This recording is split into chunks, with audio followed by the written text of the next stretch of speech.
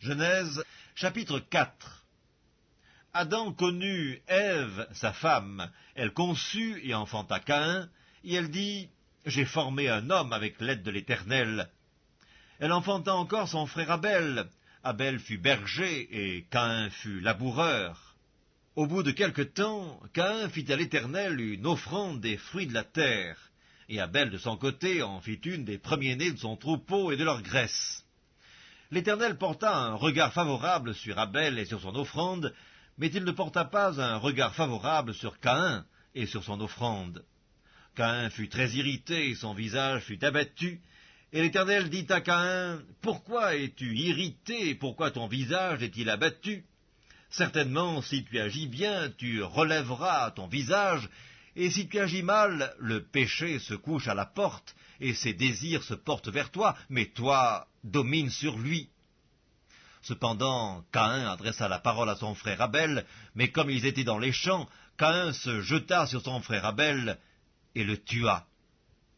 L'Éternel dit à Caïn, « Où est ton frère Abel ?» Il répondit, « Je ne sais pas, suis-je le gardien de mon frère ?» Et Dieu dit, « Qu'as-tu fait ? La voix du sang de ton frère crie de la terre jusqu'à moi. Maintenant tu seras maudit de la terre qui a ouvert sa bouche pour recevoir de ta main le sang de ton frère. Quand tu cultiveras le sol, il ne te donnera plus sa richesse. Tu seras errant et vagabond sur la terre. » Caïn dit à l'Éternel, « Mon châtiment est trop grand pour être supporté. Voici, tu me chasses aujourd'hui de cette terre. Je serai caché loin de ta face. Je serai errant et vagabond sur la terre, et quiconque me trouvera me tuera. » L'Éternel lui dit, « Si quelqu'un tuait Caïn, Caïn serait vengé 7 fois. » Et l'Éternel mit un signe sur Caïn pour que quiconque le trouverait ne le tuât point. Puis Caïn s'éloigna de la face de l'Éternel et habita dans la terre de Nod, à l'orient d'Éden.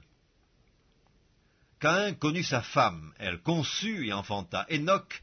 Il bâtit ensuite une ville, et il donna à cette ville le nom de son fils, Enoch. Enoch engendra Irad, Irad engendra Méhujaël, Méhujaël engendra Métushaël, et Métushaël engendra Lémec. Lémec prit 2 femmes, le nom de l'une était Ada, et le nom de l'autre Tsilla. Ada enfanta Jabal, il fut le père de ceux qui habitent sous des tentes et près des troupeaux.